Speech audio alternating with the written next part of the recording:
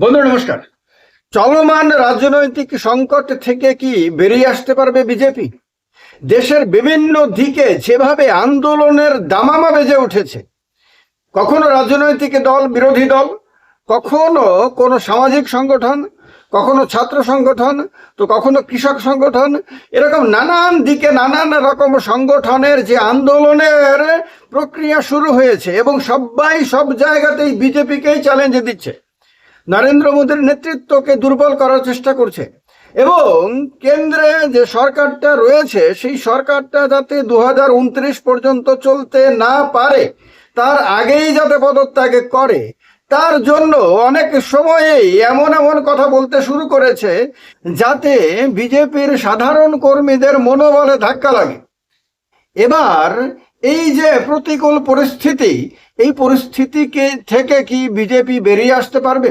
বিজেপির সামনে চ্যালেঞ্জ শুধুমাত্র যে 2029-এর লোকসভা নির্বাচন তা না, কিন্তু তার আগে তাকে উত্তরপ্রদেশের বিধানসভা নির্বাচনে লড়াই করতে হবে, তার আগে তাকে গুজরাটে লড়াই করতে হবে, তার আগে তাকে হিমাচল প্রদেশে বিধানসভা নির্বাচনে লড়াই করতে হবে, উত্তরাখণ্ডে লড়াই করতে হবে, গোয়াতে লড়াই করতে হবে, পাঞ্জাবে লড়াই করতে হবে, কর্ণাটকে লড়াই করতে হবে, বিভিন্ন রাজ্যে তাকে বিধানসভা নির্বাচনে লড়াই করতে হবে। এক্ষেত্রে অনেকেই হয়তো ধারণা করতে পারেন যে যেহেতু ইতিমধ্যে একের পর এক বিধানসভা নির্বাচনে বিজেপি দুর্দান্ত রেজাল্ট করে জিতে গেছে, সেহেতু সামনের বিধানসভা নির্বাচনেও সেভাবেই জিতে যাবে। কিন্তু কথা হলো যে এতদিন ধরে যে প্রক্রিয়াতে বা যে পদ্ধতিতে তারা অসাধারণ সাফল্য পেয়েছে, সেই পদ্ধতি কি আগামী দিনেও তারা অ্যাপ্লাই করতে পারবে? কারণ এতদিন ধরে নির্বাচন কমিশনের ভূমিকা নিয়ে বারবার প্রশ্ন উঠেছে। প্রশ্ন শুধুমাত্র বিরোধী দল কংগ্রেস তুলেছে, বা আম আদমি পার্টি তুলেছে, বা তৃণমূল কংগ্রেস তুলেছে, বা শিবসেনা ইউবিটি তুলেছে, বা ডিএমকে তুলেছে, তাই না, কিন্তু অন্যান্য সামাজিক সংগঠনগুলো পর্যন্ত আপনার দেশের নির্বাচনী প্রক্রিয়া নিয়ে প্রশ্ন তুলেছে। সাম্প্রতিককালে যন্তর মন্তরে যে ককরোচ জনতা পার্টির আন্দোলন হয়েছে, তাতেও দেখা গেছে বহুবার কথা প্রসঙ্গে নির্বাচনী ব্যবস্থা নিয়ে মন্তব্য করতে, তাতেও দেখা গেছে বিভিন্ন এজেন্সিকে অপব্যবহার করার অভিযোগ উঠতে। এরকম নানান দিক থেকে এই কথাগুলো তোলা হচ্ছে। ভোটার তালিকা নিয়ে আপনার প্রশ্ন উঠছে, এবং মানে আমি রাজনৈতিক দলের বাইরে বলছি, এছাড়া আপনার ইভিএম মেশিন পুড়িয়ে দেয়া যেটা পশ্চিমবঙ্গে হয়েছে তা নিয়ে বক্তব্য রাখা, এরকম বিভিন্ন দিক থেকে এগুলো নিয়ে বারবারই বক্তব্য মন্তব্য তুলে ধরার মধ্য দিয়ে মূলত এই যে বিভিন্ন এজেন্সিগুলো আছে সেগুলোকে চাপে রাখার চেষ্টা চলছে, বিজেপিকে মানসিকভাবে বিপর্যস্ত করে দেওয়ার চেষ্টা চলছে বিরোধীদের, এবং সার্বিকভাবে মনে হচ্ছে আমার, কারণ হলো যদি একবার তাকে মানসিকভাবে সিদ্ধান্তহীনতায় তাকে ফেলে দেয়া যায়, তাহলে এরপরে সে যা সিদ্ধান্ত নেবে তাই ভুল সিদ্ধান্ত নেবে, বা কোনো ব্যাপারে এই সঠিক সিদ্ধান্ত নিতে পারবে না। আর এই অবস্থাতে যদি একবার বিজেপিকে বিরোধীরা ফেলে দিতে পারে, তাহলে তো বিজেপি আপনার আগামী দিনে তার পুরনো যে কায়দাগুলো সেগুলোকে আর ঠিকভাবে অ্যাপ্লাই করতে পারবে না, ফলে নির্বাচনে বিপর্যস্ত হওয়ার সম্ভাবনা থেকে যায়। ফলে এইটা একটা বড় চ্যালেঞ্জ। আর বিধানসভা নির্বাচনগুলো একটার পর একটা শেষ হতে হতেই 2029-এর লোকসভা নির্বাচন চলে আসবে। 2029-এর নির্বাচনকে পাখির চোখ করে ইতিমধ্যেই রাহুল গান্ধী ময়দানে নেমে পড়েছেন। মমতা বন্দ্যোপাধ্যায় বারবার বলছেন যে 29-এ এই সরকার থাকবে না কোনোভাবেই। বারবার তিনি তার রাজ্যে তার সমর্থকদেরকে, তার কর্মীদেরকে আপনার উজ্জীবিত করার চেষ্টা করছেন, বারবার এটা বলে যে সরকারে পরিবর্তন হবে দিল্লিতে, আর দিল্লিতে সরকার পরিবর্তন হলে রাজ্যে রাজ্যেও তার প্রভাব পড়বে। কারণ গত 12 বছরে যেটা দেখা গেছে যে অনেক রাজ্যেই নির্বাচনে জিতেছে একটি দল, অথচ কিছুদিন পরে সরকারে পরিবর্তন এনে অন্য একটি দল ক্ষমতায় চলে এসেছে। তো এইরকম বিভিন্ন রাজ্যে দেখা গেছে মানে ইডির অপব্যবহারের মধ্য দিয়ে সরকার ফেলে দেওয়ার অভিযোগ উঠেছে, কোথাও সিবিআই এর ভূমিকা নিয়ে মানুষ প্রশ্ন তুলেছে, বিভিন্ন রকম ভাবে বিভিন্ন এজেন্সিগুলোকে অপব্যবহার করার অভিযোগ উঠেছে। নির্বাচন কমিশন সম্বন্ধে তো ভীষণ ভীষণ রকম বড় বড় অভিযোগ সব বারবার উঠে এসেছে। একেবারে পশ্চিমবঙ্গ নির্বাচনের আগে বিহারে উঠেছে, বিহারের আগে মহারাষ্ট্রে উঠেছে, মহারাষ্ট্রের আগে হরিয়ানাতে উঠেছে, দিল্লিতে উঠেছে, বিভিন্ন রাজ্যের বিধানসভা নির্বাচনে আপনার নির্বাচন কমিশন নিরপেক্ষ ভূমিকা পালনের পরিবর্তে বিজেপির বি টিম হিসেবে কাজ করেছে, এই অভিযোগ উঠেছে। বিজেপির শাখা সংগঠনের মতন ভূমিকা পালন করেছে, এমন অভিযোগ উঠেছে। ফলে এই সমস্ত কিছু অলরেডি উঠেছে। ফলে আগামী দিনে এই যে প্রতিষ্ঠানগুলো রয়েছে তাদের পক্ষে আর আগের মতন ভূমিকা পালন করা সম্ভব হবে না, না হওয়ার সম্ভাবনাই বেশি। ফলে বিজেপি কি অনেকটা অসহায় হয়ে যাবে? 29-এর নির্বাচনকে যেহেতু প্রত্যেকটি দল, বিরোধী দল পাখির চোখ করে, মানে একেবারে ধ্যান জ্ঞান করে যে কোনো মূল্যে দিল্লিতে পরিবর্তন করতে চাইছে, সেহেতু তার আগে তো ব্যাপক আন্দোলনের মধ্য দিয়ে বিজেপির সংগঠনকে একেবারে নড়বড়ে করে দেওয়ার পরিকল্পনা থাকাটাই অস্বাভাবিক না, বরং স্বাভাবিক। এবং এই রকম কিছু কি হতে পারে?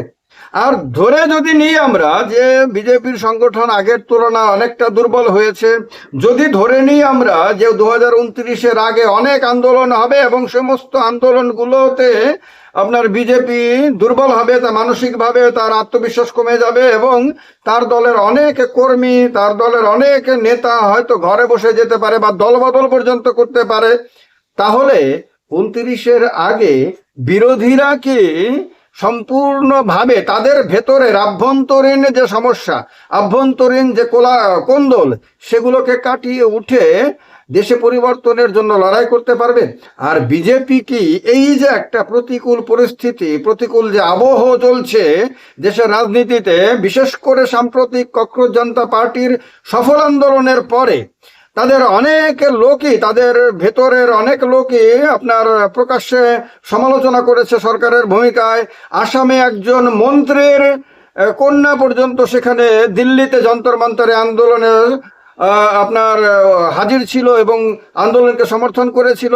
এবং পরবর্তী সময়ে তার ভিডিওগুলো সরানোর জন্য তাকে যখন বলা হয়, তখন সে বলে দিচ্ছে যে তার ভিডিওগুলো সে সরাবে না। তখন এরকম বিভিন্ন জায়গাতেই ছোটখাটো এরকম বিজেপির ভেতরের মধ্যেই অনেক কেউ না কেউ সামনে এসে বলেছে। আপনাদের মনে আছে একটা ছেলে যন্তর মন্তরে উপস্থিত হয়ে বলেছে তার বাবা বিজেপি নেতা, তাদের বহু টাকা রয়েছে, কিন্তু তারপরেও বাবার ইচ্ছার বিরুদ্ধে সে দিল্লিতে যন্তর মন্তরে আন্দোলনে অংশ নিয়েছে।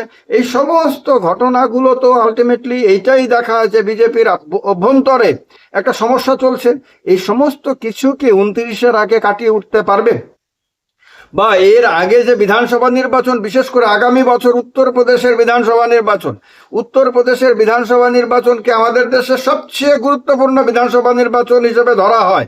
কারণ উত্তরপ্রদেশে যদি একেবারে পরিবর্তন হয়ে যায়, তাহলে এই রাজ্যটা এমন একটা রাজ্য যে তারপরে সারা দেশে একটা মানসিক স্তরে প্রভাব পড়বে। বিরোধী প্রত্যেকটি দল উজ্জীবিত হবে, কারণ উত্তরপ্রদেশে একদিকে যেমন সবচেয়ে বেশি সংখ্যক লোকসভার সিট রয়েছে, রাজ্যসভার সিট রয়েছে, তেমনি সবচেয়ে বেশি বিধানসভার সিট পর্যন্ত রয়েছে। এই রাজ্যে যে দল ক্ষমতায় আসে, ধরে নেওয়া যায় সেই দল দিল্লিতে বা সেই জোট দিল্লিতে ক্ষমতা দখলের লড়াইয়ে অনেকটাই এগিয়ে থাকে। আর 29-এর আর আগামী বছরের আগে যে পরিস্থিতি উত্তরপ্রদেশে, তাতে বিজেপি অনেকটাই কোণঠাসা হয়ে গেছে। রাম মন্দিরে চাঁদা চুরির অভিযোগ উঠেছে। রাম মন্দির বিজেপির কাছে সবচেয়ে শক্তিশালী ইস্যু ছিল, সেই ইস্যুটাই বিজেপির হাতছাড়া হয়ে গেছে। বিজেপির নেতাদেরকে সাংবাদিকরা কিছু জিজ্ঞেস করলে তারা মুখ ঘুরিয়ে চলে যাচ্ছে, কেউ কোনো মন্তব্য করতে পারছে না। এমন একটা ইস্যু, যে ইস্যুতে বিজেপি সবচেয়ে বেশি কোণঠাসা। বিরোধীরা যত বেশি করে রাম মন্দিরের এই চাঁদা চুরির বা চাঁদা কেলেঙ্কারির কথা আলোচনা করছে, বিজেপি ততই বেশি করে চাইছে রাম মন্দির নিয়ে যাতে কোথাও কোনো আলোচনা না হয়। অতীতে যে বিজেপি সবচেয়ে বেশি চাইতো রাম মন্দিরকে নিয়ে আলোচনা করে বিরোধীদেরকে কোণঠাসা করে দিতে, হিন্দুত্বের ধ্বজাকে আরো উপরে তুলে দিতে, সেই বিজেপি বা বিজেপির নেতারাই এখন রাম মন্দিরের আলোচনা থেকে নিজেকে দূরে সরিয়ে নিতে আপনার ব্যস্ত হয়ে গেছে। এই অবস্থাতে উত্তরপ্রদেশের বিধানসভা নির্বাচন বেশি দেরি নাই, আর আগামী বছর প্রথম দিকে। এখন 2026-এর শেষ পর্ব শুরু হয়ে গেছে। এই অবস্থাতে যোগী আদিত্যনাথ এর নেতৃত্বে বিজেপি কি উত্তরপ্রদেশে সবকিছু ট্যাকেল দিতে পারবে? যেখানে রাহুল গান্ধী এবং অখিলেশ যাদবের মধ্যে আন্ডারস্ট্যান্ডিং আগের তুলনায় অনেক মজবুত হয়ে গেছে এবং দুজনে মিলে একসাথে লড়াই করে যেহেতু লোকসভা নির্বাচনে 1 নম্বর হতে পেরেছে, সমাজবাদী পার্টি 1 নম্বর দল আর ইন্ডিয়া অ্যালায়েন্স উত্তরপ্রদেশে 1 নম্বর জোট হতে পেরেছে, সেহেতু তাদের মনোবলও অনেক বেশি হাই আছে। তারা মনে করছে যে এভাবেই যদি ঐক্যবদ্ধভাবে লড়াই করা যায় তাহলে 27-এর বিধানসভা নির্বাচনে আপনার বিজেপিকে হারানো সম্ভব বা এনডিএ কে হারানো সম্ভব এবং ক্ষমতায় আসা সম্ভব। এই যে একটা মনোবৈজ্ঞানিক স্তরে যে একটা ব্যাপক প্রতিকূল আবহ, সেইটাকে ট্যাকেল করে উত্তরপ্রদেশে যোগী আদিত্যনাথের নেতৃত্বে বিজেপি এবং দিল্লিতে মানে সর্বভারতীয় রাজনীতিতে নরেন্দ্র মোদী এবং অমিত শাহের নেতৃত্বে সর্বভারতীয় বিজেপি কি আবার তার আগের জায়গায় ফিরে যেতে পারবে? আপনাদের কি মনে হয় যে আন্দোলনের প্রক্রিয়া বিরোধীরা এবং বিভিন্ন সংগঠন শুরু করেছে, সেই আন্দোলন খুব অচিরেই স্তীমিত না হয়ে আগামী দিনে আরো ব্যাপক আকার ধারণ করতে পারে এবং সেই আন্দোলনের জেরে শেষ পর্যন্ত এমনকি 29-এর আগে পর্যন্ত দেশে কেন্দ্রে বিজেপি নেতৃত্বাধীন এনডিএ সরকারের পতন ঘটতে পারে এবং যদি পতন ঘটে তাহলে মধ্যবর্তী নির্বাচনে যেতে পারে দেশ, এবং মধ্যবর্তী নির্বাচন যদি যায় তাহলে বিজেপির পক্ষে আরেকবার ক্ষমতায় ফিরে আসা অসম্ভব হয়ে যাবে বা কংগ্রেসের নেতৃত্বে ইন্ডিয়া অ্যালায়েন্সের জোট সরকার গঠিত হবে। কার কি মনে হয় কমেন্ট করে এই ভিডিও জানাতে থাকেন। আপনাদের মতামত অতি অবশ্যই স্বাধীনভাবে কমেন্ট বক্সে কমেন্ট করে জানাবেন। আর শেষ করার আগে বলে দিই, আমার একটা হিন্দি চ্যানেল আছে পলিটিক্যাল ইন্ডিয়া, এই চ্যানেলটা সাবস্ক্রাইব করে সঙ্গে যুক্ত হয়ে যাবেন। এখানেও রাজনৈতিক বিশ্লেষণ করা হয় হিন্দিতে। চ্যানেলের লিঙ্ক কমেন্ট বক্সে, চ্যানেলের লিঙ্ক ডেসক্রিপশনে দেওয়া আছে। ভালো থাকবেন সবাই। জয় হিন্দ, বন্দে মাতরম।